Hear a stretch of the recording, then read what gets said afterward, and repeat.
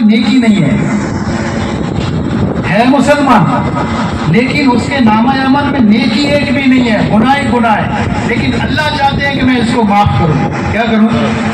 اس لیے اللہ کہتا ہے نقطۂ نواز، اللہ بہانہ تلاش کرتا ہے معافی کے لیے. کیا کرتا ہے؟ جیسے ایک فاحشہ عورت اپنے جسم فروش کرنے کا، اپنی عزت آبرو بیچنے کا کام کرتی تھی، عزت کا کاروبار کرتی تھی، لیکن اس عورت نے راستے میں ایک پیاسے کتے کو پانی پلایا، اللہ کو پسند آیا تو زندگی بھر کے گناہ معاف کر کے وقت کی ولیہ بنا دیا. کیا بنا دیا؟ اللہ تو بہانے تلاش کرتا ہے معافی کے لیے.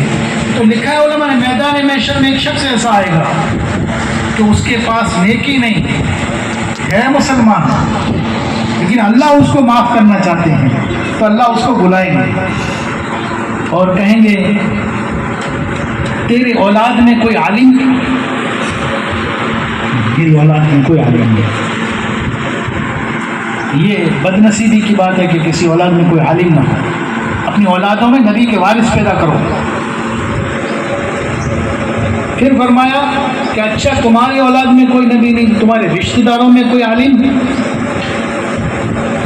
رشتہ داروں میں بھی کوئی عالم نہیں. اچھا رشتہ داروں میں بھی کوئی عالم نہیں. اچھا جس محلے میں رہتے ہو اس محلے میں کوئی عالم، اس محلے میں بھی کوئی عالم نہیں، محلے میں عالم نہیں، رشتہ داروں میں عالم نہیں، تمہارے گھر میں عالم نہیں. پھر آخر میں اللہ سوال کریں گے اچھا تم نے کبھی زندگی میں کسی عالم کو اپنے گھر پر دعوت کر کے کھانا کھلایا؟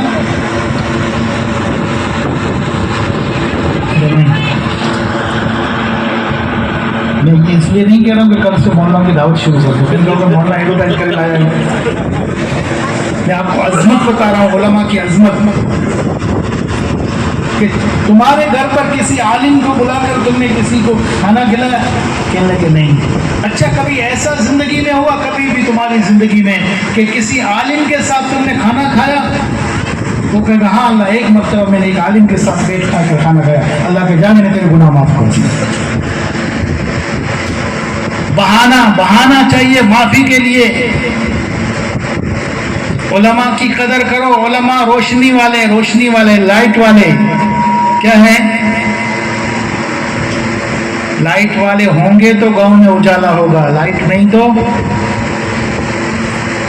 علماء رہبر نبی کے وارث ہیں. علماء کی قدر کرنے والے نبیوں کی قدر کرنے والے، علماء کی ناقدری کرنے والے نبیوں کی ناقدری کرنے والے. پڑوس ملک کے ایک عالم تھے مولانا احمد علی لاہوری، نام سنا ہوگا یا بڑوں نے نام سنا ہوگا. پڑوس ملک کے تھے مولانا احمد علی لاہوری. انہوں نے کہا جو انسان اپنی زندگی میں عالموں کے ساتھ بدتمیزی کرتا ہے، بد اخلاقی کرتا ہے، ان کے ساتھ نفرت کرتا ہے، ڈر اس بات کا ہے کہ موت کے وقت اس کا چہرہ قبلے سے پھر جائے گا. اس بات کا ڈر ہے. جو قبر میں اتارتے ہو چہرہ کرتے نا قبلے کی طرف، سنت ہے میت کو لٹاؤ تو قبلہ کی طرف تھوڑا چہرہ پھرا دو. تو جو علماء کی ناقدری کرتا ہے، ان کی حق تلفی کرتا ہے، ان کی بے ادبی کرتا ہے، تو ڈر ہے اس بات کا، خطرہ ہے اس بات کا کہ اس کا قبر میں منہ قبلے سے پھیر دیا جائے. اللہ ہمیں علماء کی ناقدری سے بچائے.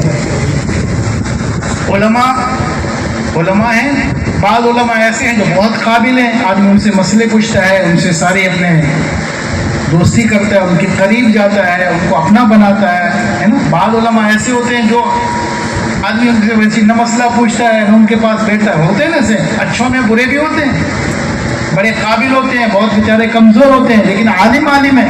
ایسا نہیں ہے کہ قابل ہے تو ان کا تو احترام، جو قابل نہیں ہے اس سے کیا کرو. نہیں، مولانا اشرف علی صاحب تھانوی نے لکھا کہ قرآن جو ہے نا، قرآن اللہ کا کلام ہے. قرآن کس کا کلام ہے؟ اللہ کا. اس میں ایک قرآن پریس میں سے ایسا نکلا جس کے حرف بھی صاف ہے، پنہ بھی بہت اچھا ہے، اور پورے ترتیب کے ساتھ، سپارے بھی بالکل ترتیب کے ساتھ، 1 سے لے کر 30 پارے تک ساری صورتیں ترتیب کے ساتھ، رکوع زبر زیر سب کلیئر، کوئی اس میں خامی نہیں. وہ مسجد میں رکھا جاتا ہے. پڑھتے ہیں ہم سینے سے لگاتے ہیں چومتے ہیں. اسی پریس میں سے ایک قرآن ایسا چھپ گیا جس کے پلٹے پتے الٹے سیدھے ہو گئے. کیا ہو گئے؟ پارے آگے پیچھے ہو گئے, صفحے آگے پیچھے ہو گئے, پارے آگے پیچھے ہو گئے, صورتیں آگے پیچھے ہو گئی, اور لکیریں ادھر ادھر ہو گئی, زبر زیر اونچ نیچ ہو گئے, پریس ایک ہی میں سے چھپے. ہوگا کیا کہ اب یہ ہے تو قرآن لیکن پڑھنے کے قابل, کیونکہ غلط چھپ گیا. صورتیں آگے پیچھے ہو گئی, پارے آگے پیچھے ہو گئے, آیتیں آگے پیچھے ہو گئی, رکوع زبر زیر آگے پیچھے ہو گئے. ہے تو قرآن, احترام تو اس کا بھی کیا جائے گا, اس کو بھی وضو کے ساتھ ہاتھ لگانا, اس کو بھی اونچی جگہ پہ رکھا جائے گا, اس کو کوڑے میں نہیں پھینگیں گے. ہے تو یہ قرآن لیکن غلطی سے ایسا چھپ گیا ہے کہ پڑھنے کے قابل نہیں ہے. تو یہ بھی قرآن ادب اس کا بھی ضروری ہے, اس کو بھی وضو کے ساتھ چھوئیں گے, اس کو بھی اونچی جگہ پہ رکھیں گے, اس کو بھی کپڑے میں لپیٹ کر رکھیں گے. دونوں قرآن ہیں, ایک پڑھنے کے قابل ہے اور ایک پڑھنے کے قابل نہیں ہے, لیکن ادب کے قابل تو وہ بھی ہے. دونوں علماء ہیں. ایک علماء عالم جو قابل ہے, اس کے پاس صلاحیت ہے, لوگوں کو قریب کرتا ہے, لوگوں سے ملتا ہے, لوگوں کو مسائل سکھاتا ہے, لوگوں کی ضرورتوں کو پورا کرتا ہے, لوگوں کے ساتھ ہمدردی کرتا ہے, لوگوں کے دکھ میں شریک ہوتا ہے. ایک عالم ایسا ہے جو اپنے کام میں لگا ہوا ہے, نہ کوئی عمل کا ہے نہ ایسا ہے. ہوں گے ایسے, نہیں ہوں گے ایسا نہیں. تو اس کا مطلب یہ نہیں کہ جو قابل ہے اس کا احترام کیا جائے, جو قابل نہیں ہے اس کی بے ادبی کی جائے, نہیں. دونوں احترام کے قابل ہیں. کس کے قابل ہیں؟ احترام کے قابل ہیں. اس لیے ہمیں اللہ تعالیٰ علماء کی قدر کرنے کی توفیق عطا فرمائے, کیونکہ علماء کس کے وارث ہیں؟ نبی کے وارث ہیں, اور ہم سب نبی کے امتی ہیں. امتی کو اوپر لازم ہے, ضروری ہے کہ پیارے آقا صلی اللہ علیہ وسلم جو تعلیم دے کر گئے اس تعلیم پر ہمیں چلنا ہے. حضور اکرم صلی اللہ علیہ وسلم ہمیں اسلامی تعلیم دے کر گئے کہ تم اپنی نماز قبول کروانا چاہتے ہو تو نماز پڑھو اسلامی طریقے پر, غیر اسلامی طریقے پر نہ پڑھو. کوئی نماز پڑھے بغیر وضو کے ہو جائے گی, مسجد میں پڑھ رہا ہے, حرم شریف میں پڑھ رہا ہے, بغیر وضو کے ہو جائے گی. ایک آدمی وضو بھی کر رکھا ہے, کپڑے بھی اچھے کپڑے پہن رکھے ہیں, امامہ باندھ رکھا ہے, خوشبو لگا رکھی ہے, وضو بھی پورا پاک صاف ہے, آیت بھی بہت اچھی پڑھتا ہے, کل میں ساری نماز تسبیحات صحیح یاد ہے, لیکن وقت پر نہیں پڑھتا. ظہر کی نماز صبح 10 بجے پڑھتا ہے, ہو جائے گی؟ کیوں نہیں ہوگی؟ لیکن طرف منہ کر رکھا ہے اس نے, کپڑے بھی صاف پہن رکھے ہیں, خوشبو لگا رکھی ہے, سب کچھ کر رکھا ہے, پڑھ رہا ہے 10 بجے, پتہ چلا پڑھ تو رہا ہے لیکن اسلامی طریقے پر. نبی نے اس وقت پڑھنے کو نہیں کہا ہے, علماء نے اس وقت پڑھنے کو نہیں کہا ہے, صحابہ نے اس وقت پڑھنے کو نہیں کہا ہے. نبی جو شریعت لے کر وہ شریعت اس وقت پڑھنے کی کام جو بھی کریں گے وہ اسلامی طریقے پر ہوگا تو قبول ہوگا, غیر اسلامی طریقے پر ہوگا تو قبول. کام چاہے کتنا بھی خوبصورت کر رہے ہوں, کام چاہے کتنا بھی اچھا کر رہے ہوں, نبی کے طریقے پر کریں گے تو کامیاب ہو جائیں گے, اور نبی کے طریقے پر نہیں کریں گے تو ناکام ہو جائیں گے. چاہے تجارت کر رہے ہیں, تجارت نبی نے کہا تجارت سچائی کے ساتھ کرو, امانت داری کے ساتھ کرو, کوئی چیز میں عیب ہے تو بتا دو, دغا بازی کے ساتھ تجارت نہ کرو, چیٹنگ کے ساتھ تجارت نہ کرو, تو کامیاب ہو جائیں گے. کیا ہو جائیں گے؟ اور اگر تجارت بھی کر رہے ہیں لیکن چیٹنگ کے ساتھ کر رہے ہیں, دغا بازی کر رہے ہیں, چیز میں عیب ہے نہیں بتا رہے, حضور نے فرمایا تجارت تو ہے لیکن اسلامی طریقے پر, غیر اسلامی طریقے پر ہے, یہ تجارت تمہارے لیے عبادت نہیں بنے گی, وبال بن جائے گی. تجارت بھی عبادت بن سکتی ہے اگر نبی کے طریقے پر کرے. کس پر کریں؟ میں شادی کر رہا ہوں, میں شادی کر رہا ہوں, ایک شادی ایسی کر رہا ہوں جو میں نے لوگوں میں دیکھی ہے ویسی کر رہا ہوں. آج کل کر رہے ہیں لوگ. ایک عالم صاحب ایک شادی میں گئے, جیسے آج کل ہماری شادیوں میں بڑی خرابیاں, اللہ حفاظت فرمائے, بڑی خرابیاں شادیوں میں. ایک ہی پنڈال کے اندر مرد عورتیں ایک ساتھ جا رہے ہیں, گاڑیوں میں باراتیں جا رہی ہے تو مرد عورتیں ایک گاڑیوں میں جا رہے ہیں. بے پردگی, بے حیائی. ہمیں معلوم نہیں ہے ہمارا بیٹا ہو یا ہماری بیٹی ہو, ہمارا بیٹا ہو یا حضور کے تو اتنے بیٹے جوان ہوئے نہیں کہ حضور نے جوان بیٹوں کی شادی کی ہو, لیکن حضور نے بیٹیوں کی شادی ضرور کی. ذرا ہم اپنی شادیوں کو میچ تو کریں کہ ایک طرف آقا صلی اللہ علیہ وسلم کی بیٹی کی شادی ہو رہی ہے اور ایک طرف عام مزدور کھیڑوت کی بیٹی کی شادی ہو رہی ہے. ذرا دیکھو تو صرف کون میں کیا میچنگ ہو رہی ہے. شادیاں ہیں. ایک عالم صاحب ایک شادی کے اس پروگرام میں گئے, اسٹیج تھا تو مولانا اسٹیج پہ چڑھے تو اسٹیج پر 50 بلیاں باندھی ہوئی تھی. بلی کتنی بلی؟ 50 بلیاں باندھی ہوئی تھی. تو عالم صاحب نے کہا بھائی یہ نکاح کا پروگرام ہے, مجمع پہ تو اسٹیج پہ علماء بیٹھاؤ, بڑے لوگ بیٹھاؤ, نیتا بیٹھاؤ, وہ تو سمجھ میں آتا ہے, لیکن یہ بلیاں سمجھ میں نہیں آ رہی. کیا ہے اس کا کوئی ثبوت ہو, کہیں سے کوئی دلیل ہو تو ہمیں بتاؤ. یہ آئی کہاں سے, شروع کہاں سے ہوئی؟ تو پھر شروع بلایا جس نے باندھا تھا نا کہ تم نے کیوں باندھا. کہنے لگے باقی تو کیا پتہ, مجھے معلوم نہیں ہے, لیکن ہم سے پہلے ہمارے ایک بڑے سیٹ کی شادی ہوئی تھی تو اس نے اوگن 50 بلیاں باندھی تھی, اس لیے میں نے 50 باندھی. تو اوگن 50 والے کو بلایا, بھائی یہ تم نے جو 49 بلیاں باندھی اس کی فضیلت کیا تھی, اسٹیج پر تم نے باندھی, کوئی اس پر ثواب, سنت, اجر یا دولہے کے اوپر سے مصیبت جاتی ہو جیسے ہماری عورتیں کرتی ہیں شادی کے وقت. دولہا آتا تو چاول کی بیلٹ بھر کے یوں تھالی بھر کے چاول پھینکے, کیا کریں, پہلے ہی سے اناج پھینکا اور رولی نے کھیل گیا. کیا پتہ نہیں کہاں سے اٹھا کے لیا, نبی صلی اللہ علیہ وسلم کی سیرت سے نوازتا, کچھ نہیں. وہ یوں کہنا چاہ رہی ہے, مطلب وہ یوں اناج پھینکا, یوں کیا مطلب دکھ گئے سب. اور پہلے دن سے ایکسیڈنٹ کر کے روانہ کرتی ہے دلہن کو. دیکھا ایکسیڈنٹ پہلے دن نہیں دیکھا؟ کیا شادیاں کر تم نے. جب دلہن گاڑی میں بیٹھ جاتی ہے نا اور دولہا سیٹ میں بیٹھ جاتا ہے تو عورتیں ناریل لاتی ہے, آگے کے ٹائر کے نیچے رکھتی ہے, مطلب گاڑی چڑھا ہے.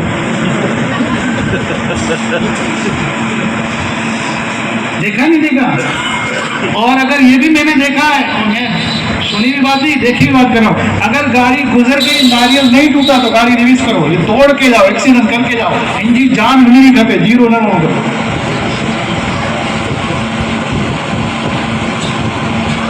تو اس نے انہوں نے 49 والے کو بلایا کہ بھئی یہ تم نے جو 49 بلیاں باندھی تھی اس کی کوئی فضیلت, اس کی کوئی سنت, اس کا کوئی طریقہ وہ معلوم نہیں. میرے سے پہلے ہمارے گاؤں میں ایک سیٹ نے شادی کی, اس نے 48 بلیاں باندھی تھی, اس لیے میں نے 49 باندھی تھی. آگے ریکڑ آگیا نکلے جو اوپی جا کے نہیں دمائی کا منگی ہوں. تو پھر 48 والے کو بلایا. اس طرح پوروں کو بلاتے بلاتے آخر میں ایک والا آیا تو اس نے کہا بھائی کوئی فضیلت وضیلت کچھ نہیں ہے. جب دولہے آ گیا تھا ہمارا بیٹا نکاح پڑھنے کے لیے تو ایک بلی اسٹیج پر آئی, وہ پریشان کر رہی تھی, اس لیے میں نے اس کو پکڑ کے باندھ دیا. ہاں یہ وہاں سے رسم چلی آ رہی, اس نے پریشان کرنے اس لیے باندھا تھا. لوگوں نے سوچا کہ بلی باندھ سے کوئی مصیبتیں دور ہوتی ہے یا رزق کے پہاڑ کھلتے ہیں, اس لیے وہ 50 تک پہنچ گئی بلیاں. مسلمان کا بھی حال یہ, ایک رسم دیکھی تو دوسرے نے دوسری رسم پیدا کی, دوسرے نے تیسری پیدا کی, تیسری کرتے یوں کرتے کرتے ہماری شادیوں میں سے سنتیں ختم ہو گئی, رواج آ گئے. ہماری شادیاں سنتوں سے خالی ہو گئی. ذرا سیرت تو پڑھو, کون ایسا ہے, کون ایسی عورت یوں کہتی ہے کہ میں حضرت فاطمہ سے زیادہ خوبصورت ہوں؟ ہے کوئی کر کے دکھائے کوئی دعوت؟ کون ایسی عورت ہے جو یوں کہے کہ میرا مرتبہ حضرت فاطمہ سے اونچا ہے؟ یا کون ایسا باپ ہے جو یوں کہے کہ میں اپنی بیٹی سے حضرت فاطمہ سے زیادہ پیار کرتا ہوں؟ ہے کوئی؟ میرے آقا نے کہا تھا فاطمہ میرے دل کا ٹکڑا ہے. کیا کہا تھا؟ فاطمہ تو بضعۃ منی, فاطمہ میرے دل کا ٹکڑا ہے. میں سفر پہ جاتا ہوں سب سے آخر میں فاطمہ سے ملتا ہوں, اور جب سفر سے واپس آتا ہوں تو سب سے پہلے فاطمہ سے ملتا ہوں. لیکن ذرا وہ پڑھو سیرت. میں آج آپ کو کہنا چاہتا ہوں اپنی شادیوں کو سادہ کرو, سنتوں والا کرو, کامیاب ہو جاؤ گے. رواجوں کو ختم کرو اپنے اس سماج میں سے. آقا صلی اللہ علیہ وسلم کی بیٹی حضرت فاطمہ, ان کی ماں کا انتقال ہو گیا تھا. حضرت خدیجہ تھی ان کی ماں. کون تھی؟ حضرت عائشہ کی زندگی میں حضرت فاطمہ کا نکاح ہو رہا ہے.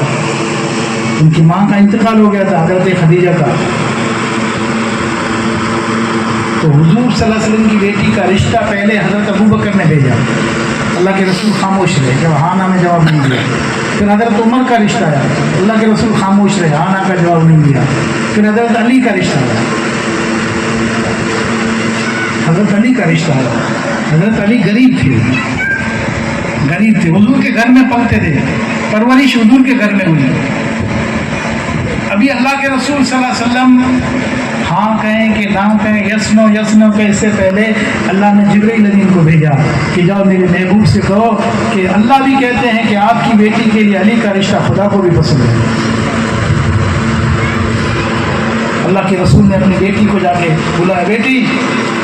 تو حضرت فاطمہ اس وقت آٹا گوندھ رہی تھی، ہاتھ آٹے سے بھرے ہوئے تھے، اور بلا کر کہا کہ بیٹی، شادی کے بارے میں اکثر بیٹیوں سے مائیں پوچھتی ہے، لیکن اب تیری ماں نہیں ہے، تجھ سے تیرا باپ پوچھتا ہے، تیرا رشتہ آیا ہے۔ یا رسول اللہ کس کے؟ کہ علی کے ساتھ۔ تو ابا جہاں کہیں بیٹی وہاں تیار ہے، آپ نے کہہ دیا تیار۔ فوراً حضرت علی سے کہا، علی تمہارے پاس مہر کے لیے پیسے ہیں؟ کچھ نہیں، غریب ہوں، مہر کے لیے کہاں سے پیسے؟ مہر لے آؤ، میں نکاح پڑھا دیتا ہوں۔ حضرت علی کے پاس مہر نہیں ہے، تو اللہ کے رسول نے کہا تمہارے پاس زرہ ہے نا، مجاہد آدمی ہو، زرہ رکھتے ہو، اس کو بیچ دو بازار میں، اس کے پیسے لے آؤ، مہر دے دو۔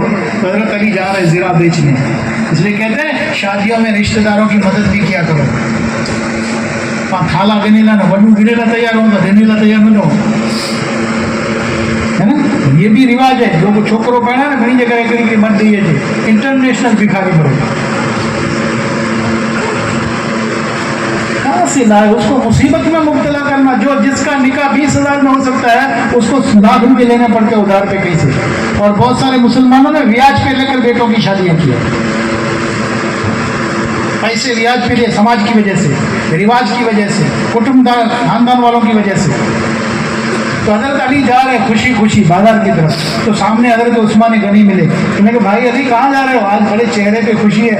کہنے لگے آپ کو پتہ نہیں کہ حضرت فاطمہ کے ساتھ میرا رشتہ طے ہوا ہے، یہ زرہ بیچوں گا، اس کے پیسے ملیں گے، اس سے نکاح کی مہر دوں گا۔